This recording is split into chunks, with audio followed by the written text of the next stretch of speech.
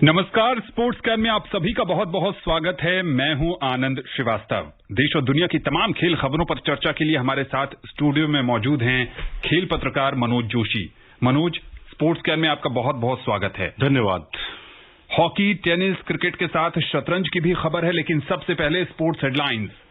भारत ने जापान को हराकर एशिया कप हॉकी में जीता कांस्य पदक, दक्षिण कोरिया बना चैंपियन। राफेल नडाल ने नोवाक जोकोविच को हराकर फ्रेंच ओपन टेनिस के सेमीफाइनल में बनाई जगह। इंग्लैंड और न्यूजीलैंड के बीच कल से शुरू होगा लॉर्ड्स क्रिकेट टेस्ट मैच। और विश्वनाथन आनंद ने नॉर्वे शतरंज टूर्नामेंट के पहले दौर में दर्ज की जीत।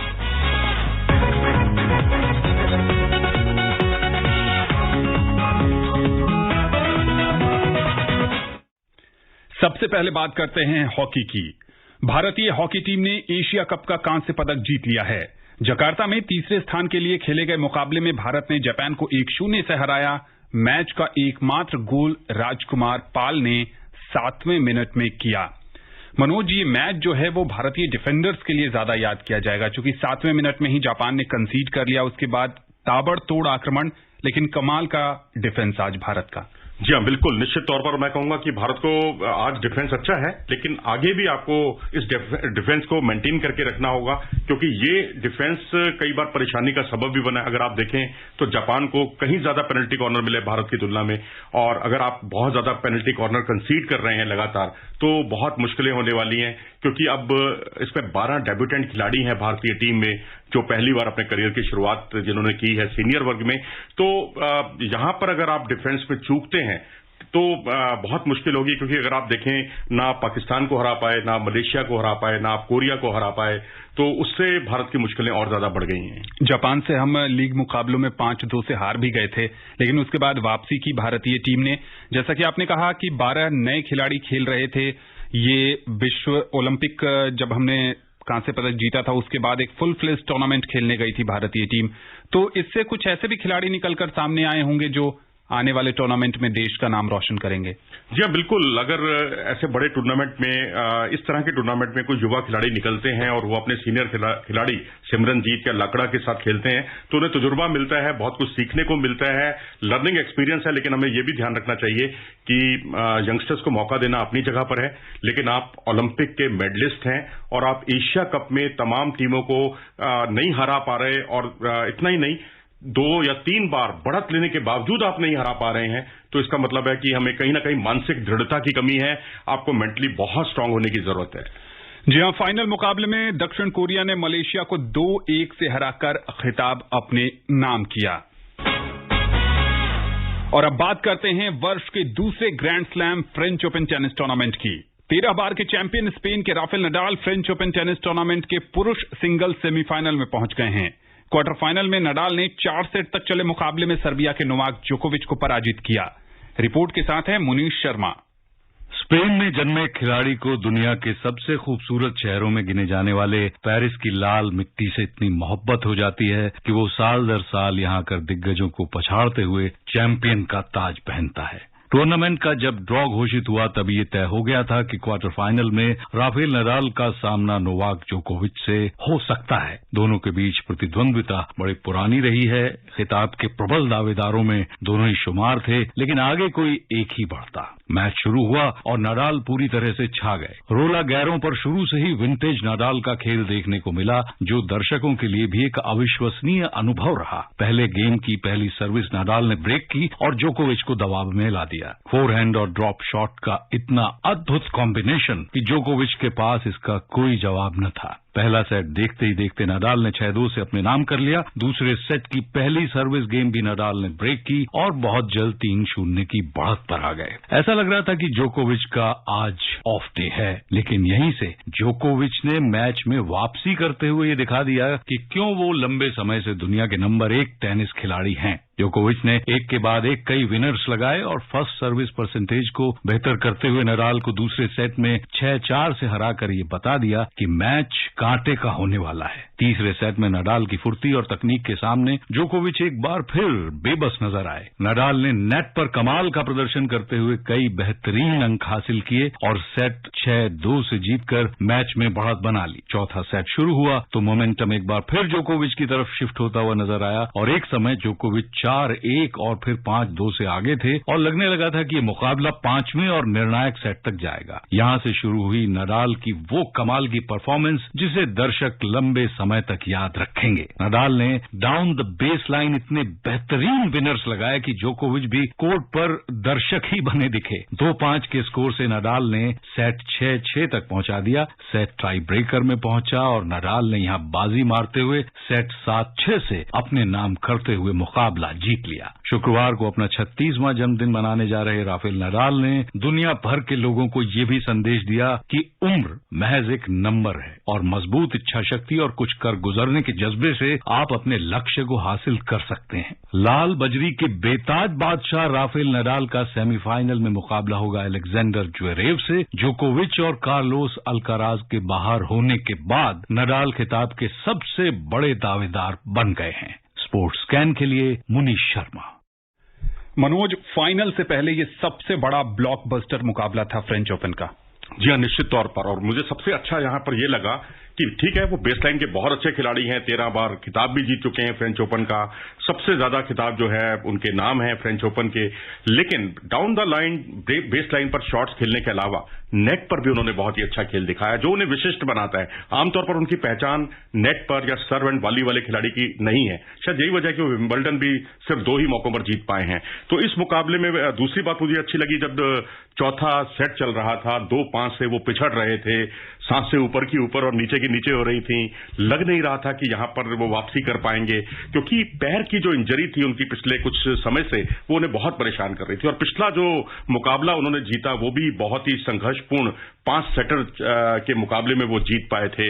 लेकिन यहां पर जिस तरह से उन्होंने शानदार वापसी की और लगा कि ये चैंपियन की दहाड़ यही होती है, और वहां जोकोविच को बिल्कुल उन्होंने एक तरह से बैकफुट पर धकेल दिया।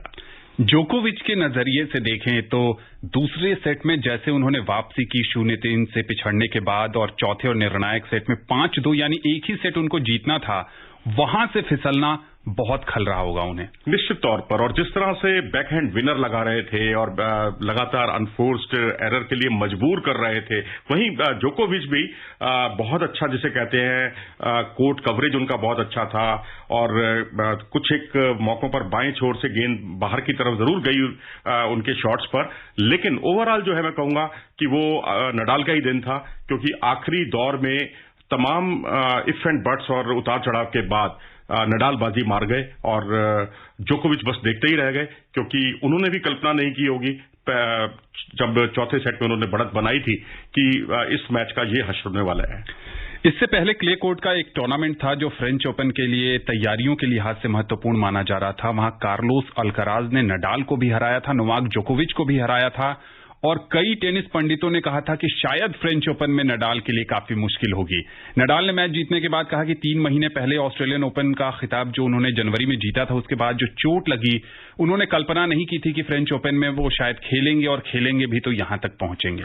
बिल्कुल, कार्लोस जैसा खिलाड़ी, युवा खिलाड़ी जिसे कोई नहीं जानता, और 20 की उम्र भी उन्होंने अभी तक पूरी नहीं की है, और वो आकर नडाल को हरा दे, जोकोविच को हरा दे एक ही टूर्नामेंट में।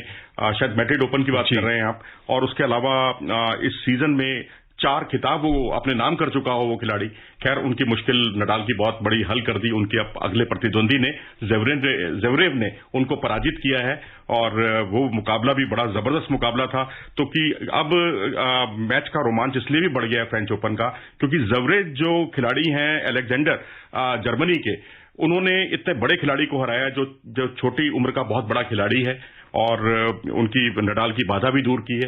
लेकिन अब सबसे बड़ी बाधा वो खुद हैं, क्योंकि अब उनको हराना बहुत चुनौतीपूर्ण रहेगा, क्योंकि वो खुद भी बेसलाइन के बहुत अच्छे खिलाड़ी हैं, और ना सिर्फ बेसलाइन के बल्कि बेसलाइन के साथ साथ ऑल कोर्ट प्लेयर हैं, और सभी ग्रैंड स्लैम टूर्नामेंट्स में उनका प्रदर्शन भी बहुत ही लाजवाब रहा है। और जिस तरह से 2-हैंडेड बैकहैंड लगाते हैं, बिल्कुल नडाल की याद ताजा कराते हैं। और नडाल क्योंकि लेफ्टी हैं और ये राइटी का बहुत अच्छा मुकाबला देखने को मिलेगा। बर्थडे बॉय होंगे नडाल जिस दिन ये सेमीफाइनल मुकाबला खेला जाएगा। तो उम्मीद करते हैं कि राफेल नडाल इस ढंग का प्रदर्शन आगे भी जारी रखेंगे और जिस ढंग का उन्होंने क्वार्टर फाइनल में प्रदर्शन किया है, सेमीफाइनल में भी वो इसी फॉर्म को जारी रखेंगे। महिला सिंगल्स में अमेरिका की कोको गॉफ ने अपने ही देश की सिलोन स्टीफन्स को लगातार सेट में 7-5, 6-2 से हराकर सेमीफाइनल में जगह बना ली है। सेमीफाइनल में कोको गॉफ का मुकाबला इटली की मार्टिना ट्रेविसन से होगा। रूस की दारिया कसाकितना भी सेमीफाइनल में पहुंच गई हैं। क्वार्टर फाइनल में दारिया ने अपने ही देश की वेरोनिका कुदेरमेटोवा को 6-4, 7-6 से हराया। इस समय एक अन्य क्वार्टर फाइनल में शीर्ष वरीयता प्राप्त पोलैंड की ईगा स्वीटेक का सामना अमेरिका की जेसिका पेगुला से हो रहा है। पहला सेट ईगा स्वीटेक ने 6-3 से अपने नाम कर लिया था। टूर्नामेंट की फेवरेट भी हैं ईगा। जी हाँ, बिल्कुल, और पिछले चैंपियन भी हैं और ऑस्ट्रेलियन ओपन के सेमीफाइनल में भी उन्होंने जगह बनाई थी। विंबलडन हो, यूएस ओपन हो, वहां भी वो चौथे राउंड तक पहुंची थी। तो कंसिस्टेंटली अच्छा प्रदर्शन कर रही हैं और ऐसे खिलाड़ी को, क्योंकि उनकी सर्विस वाकई बहुत ही लाजवाब है, बेहतरीन है, और सबसे बड़ी बात है जब कोई खिलाड़ी पहली सर्विस पर नेट में उलझती है तो सेकंड सर्व उसकी उतनी ज्यादा तेज नहीं रहती, लेकिन इनकी पहली सर्विस और दूसरी सर्विस की रफ्तार में उतना ज्यादा अंतर नहीं है। देखना दिलचस्प होगा कि ईगा स्वीटेक सेमीफाइनल में पहुंचती हैं और फिर आगे का सफर किस ढंग से करती हैं, क्योंकि महिला सिंगल्स हमेशा से वीनस विलियम्स और सेरेना विलियम्स के जाने के बाद खुल गया है और कई बार हमें नए विजेता ग्रैंड स्लैम में देखने को मिलते हैं। भारत के रोहन बोपन्ना फ्रेंच ओपन के डबल सेमीफाइनल में पहुंच गए हैं। बोपन्ना ने क्वार्टर फाइनल में अपने डच पार्टनर मात्वे मेलकूप के साथ मिलकर ब्रिटेन के लॉयड ग्लासपुल और फिनलैंड के हेनरी हेलीयोवारा की जोड़ी को 4-6, 6-4, 7-6 से मात दी। सेमीफाइनल में कल बोपन्ना और मेलकूप की जोड़ी का सामना एल साल्वाडोर के मार्सेलो एरिवालो और नीदरलैंड्स के जीन जूलियन रॉजर की जोड़ी से होगा। बोपन्ना 7 साल बाद किसी ग्रैंड स्लैम के सेमीफाइनल में पहुंचे हैं। इससे पहले वो 2015 में रोमानिया के फ्लोरिन मर्सिया के साथ विंबलडन के सेमीफाइनल में पहुंचे थे। मनोज, 42 की उम्र में ग्रैंड स्लैम के सेमीफाइनल में। थोड़ी देर पहले आपने बताया 36 की उम्र में नडाल का सिंगल्स में सेमीफाइनल में पहुंचना, 14वें खिताब की ओर बढ़ना फ्रेंच ओपन में, और यहां पर 42 वर्षीय रोहन बोपन्ना, जिन्हें हमने हाल ही में डेविस कप में देखा था डेनमार्क के खिलाफ, बहुत ही शानदार उनका प्रदर्शन रहा और उन्होंने दिखा दिया वाकई एज, जैसा आप अक्सर कहा करते हैं, एज एक नंबर है, तो वही कुछ यहां भी देखने को मिल रहा है। और अब मुकाबला इतना आसान रहने वाला नहीं है। हालांकि पिछले मुकाबले भी बहुत संघर्षपूर्ण थे और उन्होंने बहुत शानदार खेल का प्रदर्शन भी किया, लेकिन जीन जूलियन रोजर और मार्सेलो जो उनके प्रतिद्वंदी हैं अगले, वो एटीपी टूर में उन्हें खासी सफलता मिली है पिछले 2 वर्षों में। तो मुकाबला बहुत रोचक होगा। बस जो अच्छी मानसिक दृढ़ता का परिचय देगा, बस गेंदबाजी उसी के हाथ लगेगी। महिला डबल्स के तीसरे दौर में सानिया मिर्जा और लूसी हर्डेका की जोड़ी हार गई है। अमेरिका की कोको गॉफ और जेसिका पेगुला ने मिर्जा और हर्डेका की जोड़ी को 6-4, 6-3 से पराजित किया। सानिया ने पहले कहा था कि यह उनका अंतिम वर्ष है टेनिस कोर्ट पर। फ्रेंच ओपन में बढ़िया करना चाहती थी, लेकिन सफर समाप्त। होता है कि हर खिलाड़ी की जिंदगी में उतार चढ़ाव आते हैं और हर कोई खिलाड़ी पहले घोषणा जब करता है तो उस पर मैं समझता हूं दबाव ज्यादा आ जाता है। तो इस तरह की घोषणाओं से बचना चाहिए, अपने खेल पर पूरी तरह से कंसंट्रेट करना चाहिए और जब लगे कि अब आगे का सफर बहुत मुश्किल हो गया है, तभी आप इस तरह का कोई फैसला करें कि ये उनका अंतिम वर्ष है या नहीं। जी हां, बिल्कुल। अभी विंबलडन और यूएस ओपन इस वर्ष के 2 ग्रैंड स्लैम सानिया मिर्जा के लिए बचे हुए हैं। उम्मीद करेंगे कि वो वहां बेहतर प्रदर्शन कर अपने करियर को समाप्त करें। अब बात करते हैं क्रिकेट की।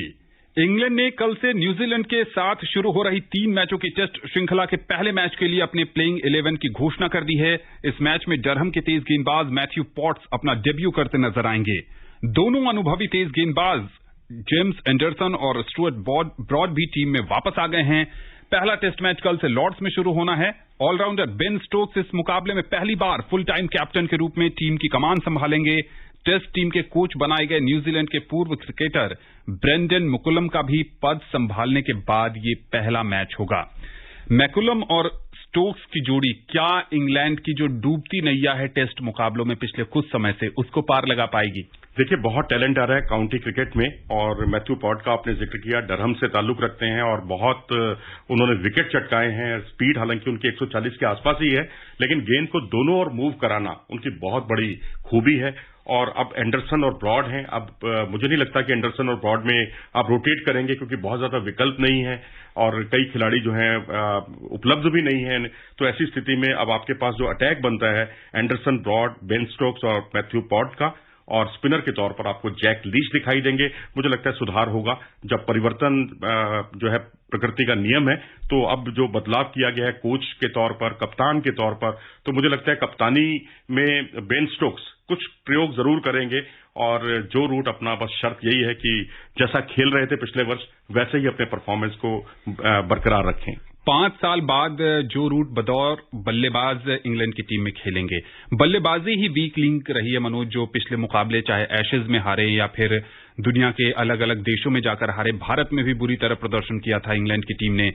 तो जॉनी बेयरस्टो हैं, बेन स्टोक्स हैं, इनके साथ साथ जैक क्राउली और एलेक्स लीस भी बल्लेबाजी में है। कोई बड़ा नाम नहीं अगर रूट को छोड़ दे। स्टोक्स भी लंबे समय बाद टेस्ट टीम में वापसी कर रहे हैं। दबाव तो इंग्लिश बल्लेबाजों पर होगा। बिल्कुल, उसके लिए जरूरी है कि जो रूट अपना स्वाभाविक खेल खेलते रहें, और वो कहते हैं ना अकेला चना भाड़ नहीं फोड़ सकता, वही कुछ इंग्लैंड के साथ हो रहा था। और जो रूट के साथ दूसरे छोर पर उन्हें वैसा सहयोग नहीं मिल पा रहा था, लेकिन जैक क्राली जिन्होंने डबल सेंचुरी भी बनाई, पाकिस्तान के खिलाफ भी चमके, वैसा परफॉर्म नहीं कर पा रहे थे। जॉनी बेस्टो, वो भी निरंतरता उनकी बल्लेबाजी में वैसे देखने को मिल नहीं रही थी। अब मुझे लगता है कि यहां अगर बल्लेबाजी, अगर टॉप 5 बल्लेबाजों में 2 या 3 बल्लेबाज नियमित रूप से अच्छा प्रदर्शन करने में कामयाब रहे, तो शायद ये दोनों जो जुगलबंदी जो है ब्रेंडन मैकुलम और बेन स्टोक्स की, कुछ रंग जरूर दिखाएगी। भारत में जो आईपीएल के चाहने वाले लोग हैं वो ये सोच रहे हैं कि जॉस बटलर जो ऑरेंज कैप विनर थे, उनको टेस्ट टीम में क्यों नहीं शामिल किया गया। बेन फॉक्स विकेट कीपिंग का जिम्मा संभालेंगे। मैं तो समझता हूं कि बतौर अगर बल्लेबाज भी उनको खिला लिया जाए तो कोई बुराई नहीं है। बेशक रेड बॉल और व्हाइट बॉल की प्रवृत्ति बिल्कुल अलग होती है, लेकिन बटलर टेस्ट मैच खेलते रहे हैं, ऐसा नहीं है कि खेलते नहीं रहे। पहचान उनकी व्हाइट बॉल क्रिकेट पे बनी है, लेकिन मुझे लगता है कि अब इन फॉर्म प्लेयर जो गेंद को कम से कम मिडिल कर सके, बैट के बीचों बीच ले सके, उनको खिलाए जाने की जरूरत है।